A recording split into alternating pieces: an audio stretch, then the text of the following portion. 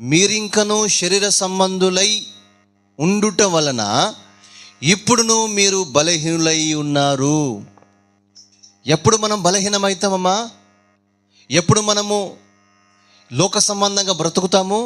ఎప్పుడు మనము లోకాశలకు బానిసలమవుతాము అంటే, శరీర సంబంధంగా ఉంటే నీవు లోకాశలకు బానిసవవుతావు. నువ్వు శరీర సంబంధంగా ఉంటే నీ ఈ లోకము కొరకే బ్రతకాలనిపిస్తుంది. నువ్వు శరీరపరంగా ఆలోచన చేస్తే ఈ లోకములో ఎలా ఉంటున్నారో నేను కూడా అలాగే బ్రతకాలి అనే ఆలోచన వస్తుంది. యేసు ప్రభు నమ్ముకున్న తర్వాత శరీర సంబంధమైనటువంటి పరిస్థితులు కలిగి నీవు బ్రతికితే అవే కోరికలు వస్తాయి. లోకములో ఎలా ఉంటే నేను అలా ఉండాలి అనిపిస్తుంది. ఎవరికి? శరీర సంబంధమైన వారికి.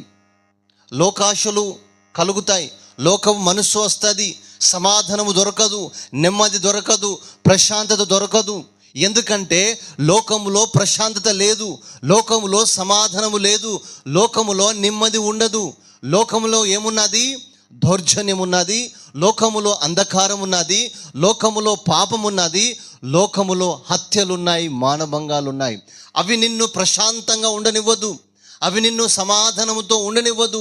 ఎందుకంటే శరీర సంబంధమైనటువంటి బలహీనతలు నిన్ను ఎప్పటికీ వెంబడిస్తూ నిన్ను నాశనానికి దారితీస్తాయి బిడ్డ. అయితే నీవు శరీర సంబంధంగా ఉన్నావా, ఆత్మ సంబంధంగా ఉన్నావా అని దేవుడు నిన్ను ఈరోజు హెచ్చరిస్తూ ఉన్నాడు. Praise the lord. పక్కవాడు బాగున్నప్పుడు నీకు మంచిగా అనిపించదు, ఎందుకంటే నువ్వు శరీర సంబంధమైన ఆలోచనలు కలిగి ఉన్నావు కనుక.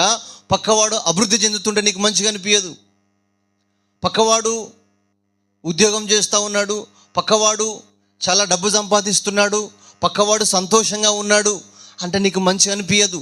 ఎందుకంటే నువ్వు శరీర సంబంధమైనటువంటి మనసు కలిగి ఉన్నావు కాబట్టి. పక్కవాడు డెవలప్ అవుతూ ఉంటే నీ మనసు బాగా అనిపించదు. ఏమనిపిస్తుంది అంటే ఏదో పురుగులు బారినట్టుగా అనిపిస్తూ ఉంటుంది. వాడు మంచిగా డెవలప్ అవుతూ ఉన్నాడు, నేను డెవలప్ కాకపోతేని. వాడు మంచిగా ఉన్నాడు, నేను బాగలేను అని చెప్పి శరీర సంబంధమైన ఆలోచనలు ఆ విధంగా ఈర్ష్యను కలిగిస్తాయి, అసూయను కలిగిస్తాయి. అయితే ఆత్మ సంబంధంగా నీవు ఉంటే ఏమనిపిస్తుంది అంటే, దేవునికి స్తోత్రం, పక్కవాడు చాలా సంతోషంగా ఉన్నాడు, దేవుడు ఆ బిడ్డను ఆశీర్వదించాలి, దేవునికి వందనాలు అనే మనసు అనిపిస్తుంది. అయితే నువ్వు శరీర సంబంధంగా ఉంటే పక్కవాడు డెవలప్ అవుతూ ఉన్నప్పుడు పక్కవాడి యొక్క మేలు చూసి నీ మనసు మంచిగా అనిపించదు. ఎందుకంటే శరీర సంబంధమైన కోరికలు, శరీర సంబంధమైనటువంటి మనసు ఆ విధంగా మనల్ని రెచ్చగొడతాయి. మనుషులు ఆలోచన చేసినట్లుగా ఆలోచన చేస్తారు, ఆత్మ సంబంధమైన వారు అలా ఆలోచన చేయరు. యేసుప్రభు లోకానికి ఎందుకు వచ్చాడు, ఎందుకు మరణించి తిరిగి లేచాడు అంటే నీ ఆత్మ కొరకు. నీ ఆత్మ పాపంలో పడకూడదని చెప్పి యేసుప్రభు మన పాపాలను ఆయన మోసి మరణించి తిరిగి లేచాడు. శరీరానికి సంబంధం లేదు. అందుకే కొంతమంది చనిపోతారు రోగంతో. అయ్యో దేవుడు ఏం చేశాడు అంటాడు. అరే నువ్వు రోగం వచ్చి చచ్చిపోయాను, కానీ నీ శరీరానికంటే నీ ఆత్మ దేవునికి ముఖ్యం. కాబట్టి మనం ఏ విధంగా జీవించాలమ్మా చెప్పాలి? ఏ విధంగా? ఆత్మానుసారంగా జీవించాలి. నువ్వు బలహీనం అవుతున్నావు అంటే అర్థం ఏంటిది? నువ్వు శరీరపరంగా ఉన్నావు అని అర్థం. అక్కడ ఏమాటున్నది చూడండి, మీరింకనూ శరీర సంబంధులై ఉండుట వలన ఇప్పుడు మీరు బలహీనులు అవుతూ ఉన్నారు. మీరు శరీర సంబంధంగా ఉన్నారు కాబట్టి మీకు లోక సంబంధమైన ఆలోచనలు వస్తూ ఉన్నాయి. మీరు శరీర సంబంధంగా ఉన్నారు కనుక పనికిమాలిన ఆలోచనలు, పనికిమాలిన ఆచారాలు, పనికిమాలినటువంటి పద్ధతులు, అట్లా ఇట్లా అది ఇది శరీర సంబంధమైన ఆలోచనలు కలిగి శరీర సంబంధమైనటువంటి మనస్తత్వం గల వారిలో ఉండదు. ఆత్మ సంబంధంగా నువ్వు జీవిస్తే దేవుని ఆత్మ చదువు, మీరు దేవుని ఆలయమై ఉన్నారనియు దేవుని ఆత్మ మీలో నివసించుచున్నాడనియు మీరు ఎరుగరా? ఎవడైనను దేవుని ఆలయమును పాడు చేసిన యెడల దేవుడు వానిని పాడు చేయును.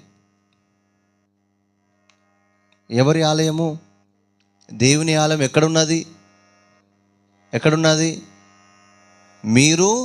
మీరే దేవుని ఆలయం. మరి చాలామంది ఎక్కడికి పోతున్నారు? పలానా ఆలయం పెద్దది, పలానా పాస్టర్ పెద్దోడు, ఫలానా సంఘం పెద్దది, వాళ్ళు పెద్దోళ్ళు, వీళ్ళు పెద్దోళ్ళు, ఆ పాస్టరు, ఈ పాస్టరు అని పోతా ఉన్నారు. అయితే దేవుడు ఏమంటున్నారు? దేవుని వాక్యం ఏం సెలవిస్తూ ఉన్నది? మీరే దేవుని ఆలయమై ఉన్నారు. ఈ ఆలయానికి పేరు లేదు. అంకిత అది ఆలయం, నిఖిత ఒక ఆలయం,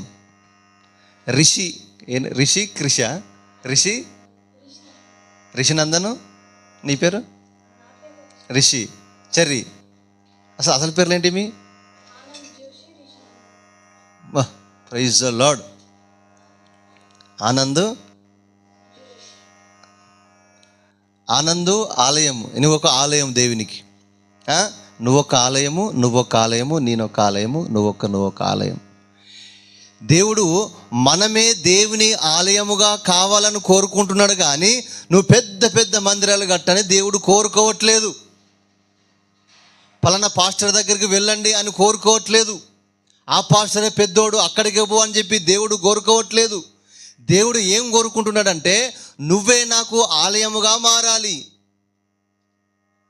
ఇది పక్కన పెట్టి ఆ పాస్టర్ అని ఉరుకుతూ ఉన్నారు, ఈ పాస్టర్ అని ఉరుకుతూ ఉన్నారు, అది పెద్ద సంఘం అని ఉరుకుతూ ఉన్నారు, అక్కడ చేర్చున్నది, ఇక్కడ చేర్చున్నది అని ఉరుకుతూ ఉన్నారు.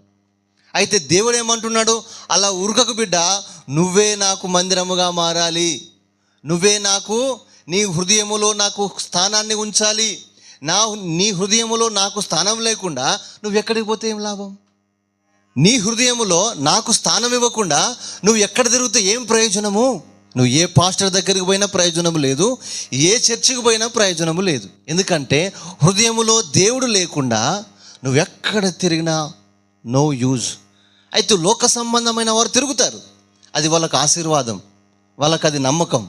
అయితే క్రైస్తవుడిగా యేసయ్య నమ్ముకున్న నీవు అలా తిరగడానికి వీలేదు. ఒకవేళ తిరిగినా నీకు ప్రయోజనము లేదు. మనమందరము దేవుని ఆలయముగా మారాలి. దేవుని ఆత్మ నీకు సహాయం చేస్తేనే నువ్వు పాపాన్ని జయిస్తావు.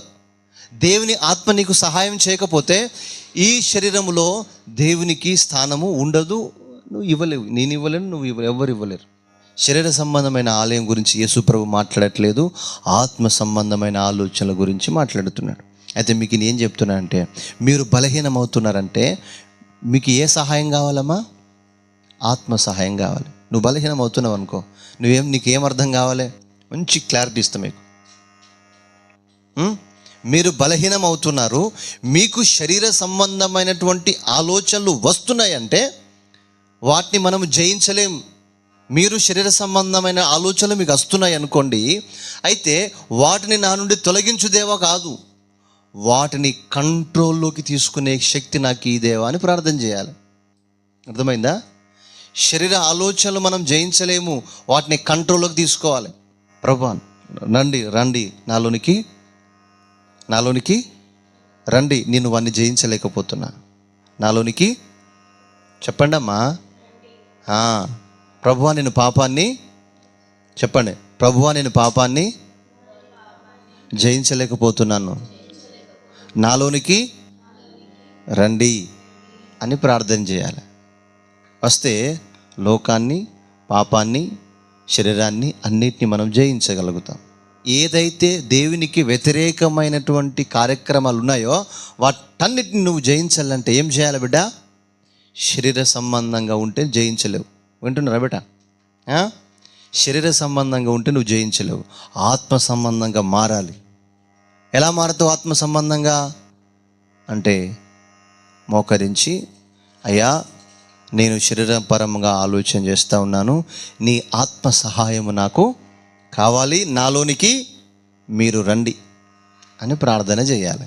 ప్రార్థన చేస్తే దేవుని ఆత్మ మీ దగ్గరికి వస్తుంది, వచ్చి మీలో ఉంటుంది. ఉన్నప్పుడు ఏం చేస్తుందంటే నీకు ఎదురయ్యే పాపాన్ని దేవుని ఆత్మ జయం పొందుకుంటుంది, ఎదురిస్తాడు. హల్లెలూయా. 10 గొర్రెలో 10 బర్రెలు ఉన్నాయి, వాటిని కాసేంత కెపాసిటీ నాకు ఉన్నది కాబట్టి వాటిని మాత్రమే నేను కాస్తాను. 50 బర్రెలు వచ్చినాయి అనుకో, అవి ఇటుపోతాడో నాకు అర్థం కాదు. అర్థమవుతుందా? అర్థం కాదు, అవి ఇటుపోతాడు. అయితే వాటిని నేను కాయలేను. నా కెపాసిటీ ఏంటిది? 10 బర్రెలను, అంటే మీరు బర్రెలను కాదు, మీరు బర్రెలు కదా, ఈ 10 మంది బర్రెలను, ఈ 10 మంది గొర్రెలను కాయడానికే నాకు దేవుడు కెపాసిటీ ఇచ్చాడు. ఇంతే ప్రభువా, నాకు కెపాసిటీ ఇచ్చింది ఇంతే ప్రభువా. ఒకవేళ నువ్వు శక్తి ఇస్తే నేను నీ చిత్తం ప్రభువా అని అంటున్నా. దేవుని అడిగాను నేను, ఎందుకు ఇస్తలేవు ప్రభువా, అసలు ఏంటిది ప్రభువా అని అడిగితే దేవుడు నాకు ఈ మర్మం చెప్పాడు. బిడ్డ, అందరికి బర్రెలు ఉన్నాయి కానీ అవన్నీ రోగంతో ఉన్నాయి, అవి బాగలేవు, చూడడానికే చాలా పడుతూ ఉన్నాయి. కానీ ఏ ఒక్క బర్రె, ఏ ఒక్క గొర్రె ఆరోగ్యంగా లేదు. అంత లోక సంబంధమైన గొర్రెలు అవన్నీ వద్దు. వాళ్ళని చూసి నువ్వు ఆశపడకు. లోకాన్ని చూసి, లోకంలో ఆ పాస్టర్ డెవలప్ అవుతున్నారు, వాళ్ళు అట్లా ఉన్నారు, మీరు కూడా వాళ్ళని వీళ్ళని చూసి, మందిని చూసి మోసపోవద్దు. మనము ఉన్న దాంట్లో ఆరోగ్యంగా ఉండాలి. అర్థమవుతుందా? మీరు కూడా వేయాలనుకో, వేస్ట్ అయ్యా. అర్థమవుతుందా? దేవుడు స్పష్టంగా మాట్లాడుతున్నాడు. దేవుని మాటలు మీరు స్వీకరించాలి. అర్థమవుతుందా బిడ్డ? మీరు ఎట్లా ఉండాలి? బలంగా, మంచిగా గడ్డి మంచి తినాలి. గడ్డి కుడిది తింటే బలం పొందుకుంటారు. కాబట్టి మీరు దేవుని యొక్క బిడ్డలుగా, దేవుని గొర్రెలుగా, మనమందరము దేవుని గొర్రెలుగా బలంగా ఉండాలి, బలహీనంగా అవద్దు. నువ్వు పాపంలో పడుతున్నావు, లోక సంబంధమైనటువంటి పరిస్థితులు నీకు వస్తున్నాయి అంటే నువ్వు శరీర సంబంధంగా ఉన్నావు. అయితే నువ్వేం చేయాలి? ప్రభువా, నేను శరీర సంబంధంగా ఉన్నాను, దయచేసి నన్ను ఆత్మ సంబంధంగా మార్చు, నీ ఆత్మ నాకు సహాయం దయచేయి అని చెప్పి మనమందరం ప్రార్థన చేసుకోవాలి. ఎందుకంటే దేవుని ఆలయం ఏమై ఉన్నదట? పరిశుద్ధత అయి ఉన్నది. హృదయము అన్నిటికంటే మోసకరమైంది, అది బహు వ్యాధి గలదట. మన హృదయం ఎలాంటిదటమ్మా?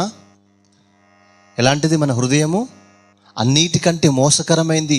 లోకములో మోసకరమైంది ఏమైనా ఉన్నది అంటే మన హృదయమే. మళ్ళీ మోసం చేస్తుంది, అది బహు వ్యాధి గలది, అది నాశనం చేస్తుంది. నేనేం చేస్తుందమ్మా? నాశనం చేస్తుంది, నిన్ను పాపంలో పడేస్తుంది, నీకు కోపం తెప్పిస్తుంది, నీకు ఆవేశం తెప్పిస్తుంది, నిన్ను అంధకారంలోనికి తీసుకొని పోతుంది. నీ మాట వినదు, నువ్వు చెప్తే వినదు. అది హృదయం చాలా మోసకరమైంది. అందుకే ఆ హృదయాన్ని దేవునికి అప్పచెప్తే ఆయన దాన్ని పరిశుద్ధంగా మారుస్తాడు. ఒక వ్యక్తి అన్నాడు, మనం పరిశుద్ధంగా ఉండలేమండి అంటాడు. అవును, మరి మనం పరిశుద్ధంగా ఉండలేం, మనకు ఆ శక్తి లేదు. అయితే మనల్ని పరిశుద్ధంగా ఉంచే శక్తి దేవునికి ఉన్నది, దేవుని ఆత్మకున్నది. అందుకనే యేసు ప్రభు మన కొరకు మరణించి తిరిగి లేచినాడు. మన కొరకు మరణించి తిరిగి లేచినటువంటి యేసయ్యను ఆశ్రయిస్తే మనం పాపాన్ని కూడా జయించగలుగుతాం. అబ్బో, నేను మానలేనండి. అరే, నువ్వు మానలేవు భయ్, నేను మానలేను. నాకు లేదు, నీకు ఎవరికి లేదు శక్తి. ఎవరికి ఉన్నది? దేవుని ఆత్మకు మాత్రమే ఉన్నది. వాడు పాపాన్ని జయించగలుగుతాడు.